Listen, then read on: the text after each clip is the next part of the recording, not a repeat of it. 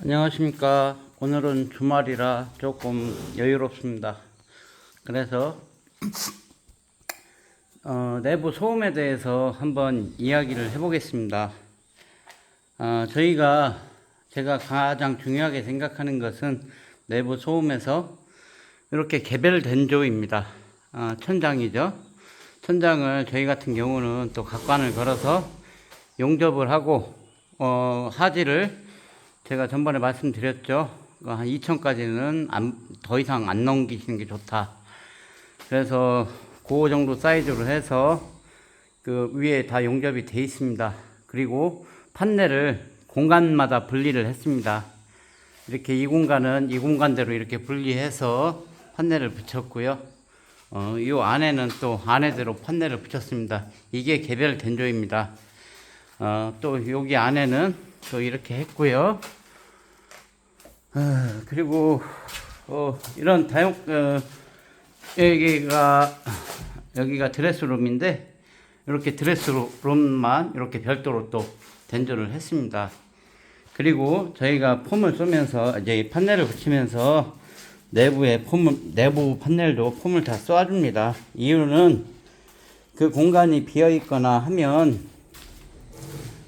소음이 증폭될 수가 있어요. 중간에 공기가 있고 양쪽이 철판이다 보면 소음이 증폭될 수가 있고요.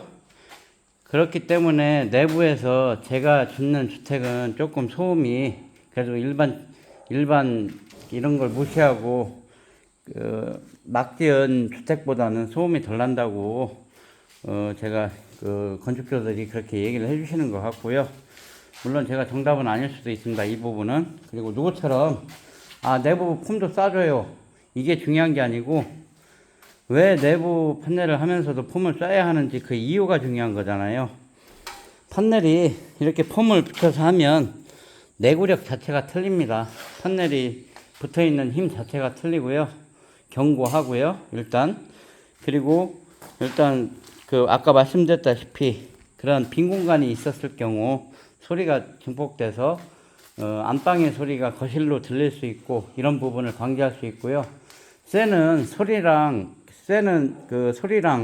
열전도가 빠르기 때문에 아무래도 된조를 한 방에 이렇게 치고 하면 아무래도 소음 부분은 안 좋을 수가 있습니다. 그래서 그런 부분이 있고요. 솔직한 말로 올해 판넬 붙이면서 폼 쏘는 공법은 제가 최초로 지상아빠 카페에서 공개해준 장본인입니다. 여러분들은 잘 모르실 것 같은데 제가 2013년도 지상아빠 카페에 가입해서 이제 그 카페에서 이제 시공 사진들을 올려드렸고요. 실제적으로 제가 맨 처음 시작해서 여러분들한테 많이 알려드렸습니다. 지금은 건축주 어느 분들이나 다 알고 계세요. 그런 부분들을. 그런데 예전에는 아무도 몰랐습니다. 그게 한 2013년도고요. 그런 증거가 있냐? 제 카페에 예전에 지성아빠 카페에서 강퇴당하기 전에 옮겨놓은 그런 사진들이 다 있습니다. 글들이 다 있고 그 카페에서 가져오기를 해서 이제 해놨고요. 이렇게 올라와서 보시면 이런 부분에 이제 폼을 다 쏴주면 아무래도 이제 소리가 옆으로 전파되는 거를 한 번쯤은 걸러주지 않나라는 생각들을 하게 되고요. 그리고 저희가 된조 안에는 이렇게 밟고 다닐 수 있는 정도로 골조를 이렇게 해놓습니다. 아직 도색 작업은 안 돼 있는데 이거는 위에서 할 수 있으니까 천천히 해도 가능합니다. 이렇게 골조 작업을 해갖고 된조 작업을 다 했고요. 여기는 이제 커튼 박스 때문에 불가피하게 저 정도 이제 띄워 놓은 거예요. 저희가 요 커튼 박스를 미리 만들어서 하고 싶다고 하셔갖고 건축주분이 그래서 저렇게 해놨고요. 이제 제가 오늘 올라온 이유는 이제 육각 스크류볼트가 있습니다. 이런 거 이제 이거는 외기에서 바로 들어온 거기 때문에 아무래도 안 좋습니다. 그래서 언젠가 한번 말씀을 드렸어요. 제가 이렇게 폼을 싸서 보호를 한번 해주시면 더 좋지 않나라는 말씀을 드리고요. 물론 이거는 제가 한 1, 2년 전부터 업그레이드 된 거기 때문에 제가 혹시 다닌 주택 중에 못한 주택이 있더라도 그 건축주분이 천장에 올라가셔서 이렇게 쏘시면 돼요. 뭐 이거는 지금이라도 할 수 있는 거니까. 근데 아무래도 열교라든지 이런 부분에 도움이 미약하지만 그래도 된다고 생각을 합니다. 오늘 뭐 방음, 그러니까 방음은 안 되더라도 소리가 뭐 예를 들어서 많이 전파되는 거는 좀 그 소리에 대해서 저한테 문의하시는 분들이 많은데 요 개별된 조를 꼭 하셔야 된다고 저는 한 10년 전부터 제가 말씀을 드린 것 같아요. 이 개별로 공간마다 된조를 하셔야만 나중에 문제없이 그 소음이라든지 이런 것들을 조금이라도 차단할 수 있다. 그리고 올라온 김에 용접 한번 보여드리겠습니다. 물론 이제 풀 용접, 제가 맨날 말씀드리죠. CO2, 요즘 CO2를 갖고 다니기 때문에 이런 것들을 찍어주시는 분들이 없어요. 이렇게 보면, 가만히 보면 그냥 용접 이렇게 하면 됩니다. 됩니다 하는데 이렇게 유관검사로 충분히, 제가 또 말씀드렸잖아요. 유관검사로도 충분히 검사하실 수 있습니다. 이렇게 용접이 잘 되어 있는지 안 되어 있는지.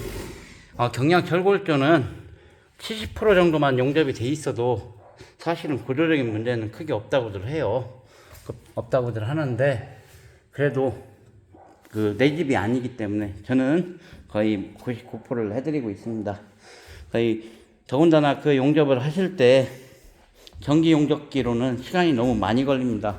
업자분들도 이 기회에 그 CO2 용접기를 하나 구입하셔서 이렇게 일해 보시는 건 어떤가 싶어요. 예전에는 CO2 용접기가 삼상이다 보니까 쓸 수 있는 현장들이 한정되어 있었습니다. 그렇지만 지금은 시대가 좋아져서 단상 CO2가 개발됐고요. 현장에서 저는 2대를 운용합니다만 써보니 가동률이 아주 좋습니다. 가동률이 아주 좋고 그 전기 용접사 3명이 하시는 양을 CO2 용접사 1명이 할 수 있어요. 용접만 한다는 가정 하에서. 그렇기 때문에 그런 부분들 챙겨 가시고요. 이제 저는 올라와서 용마루 쪽에 좀 폼이 미비한 게 있어서 용마루 폼 쏘고, 아까 말씀드렸던 육각 스크류볼트 외기에서 뚫려서 박혀 들어와 있는 부분이기 때문에 그 부분도 한번 더 체크를 할 겁니다.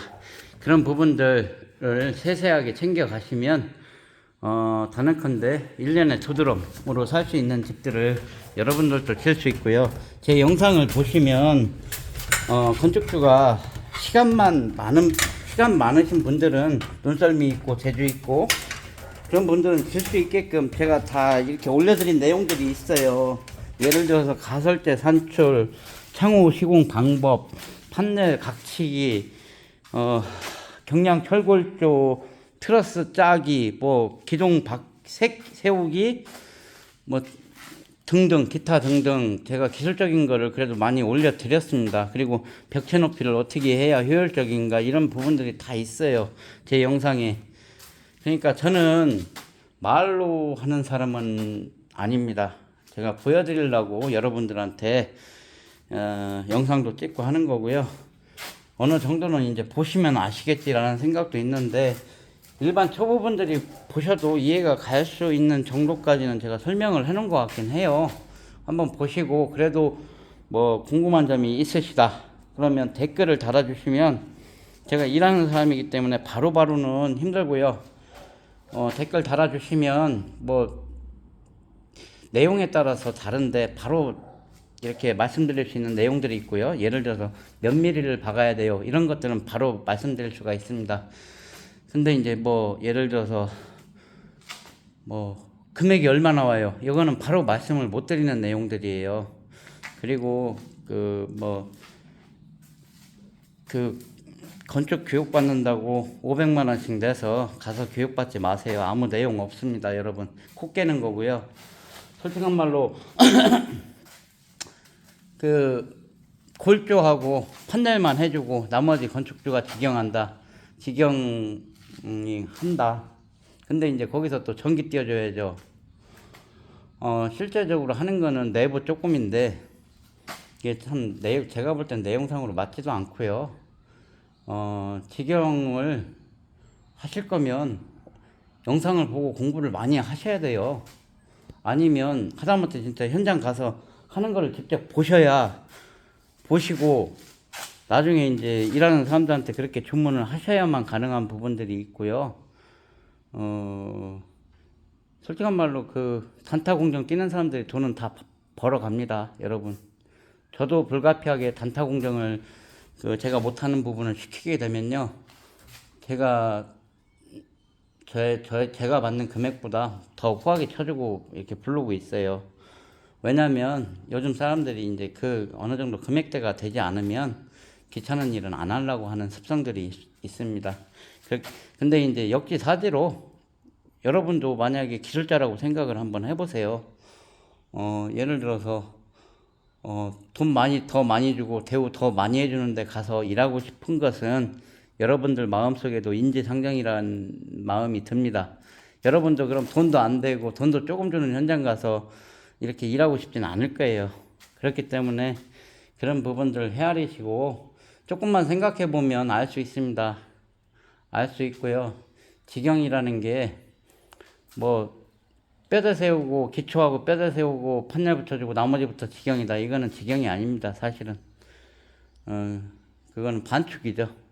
반축이고, 그리고 가서 배우면서 노동을 하고 돈을 내고 참 꿈같은 얘기인 것 같아요. 저는 현장 요즘 계속 오시는 분들 계시는데 저는 돈 안 받습니다, 여러분. 제가 경우에 따라서는 콩국수도 사드리는 사람이에요. 점심도 사드리고, 하다못해 저녁 끝나고 저녁에 시간 맞거나 이러면 저녁 먹으면서 같이 소주도 한잔 할 수 있는 사람이에요. 이게 좀 이상한 나라 앨리스 같은 분들이 좀 있는 것 같아요. 이상한 나라에 사시는 분들이 좀 있는 것 같은데 500만 원씩 주고 교육 받아봐야 여러분 내용은 똑같습니다. 여러분들이 귀찮아도 일일이 찾아가면서 합리적으로 공부하시는 방법밖에 없고요. 제가 공법적인 유튜브를 한번 추천드린 적이 있을 거예요. 772님. 그분 같은 경우는 얘기하시는 내용들이 현장하고 잘 맞습니다. 저는 현장 경험만 한 사람이고, 772 건축사님은 학술적으로 이렇게 공부도 하신 분이에요. 근데 학술과 현장의 경험이 일치하다는 것은 상당히 좋은 내용이라는 것을 뜻하는 것 같아요. 한번 보세요, 내용들을. 그리고 시간이 많아야 직영이 가능하십니다. 어느 정도 공부를 하셔야 돼요. 공부 안 하고 직영은 안 되는 겁니다. 그렇기 때문에 그런 부분들 좀 챙겨 가셨으면 좋겠고요. 주말 잘들 보내시기 바랍니다.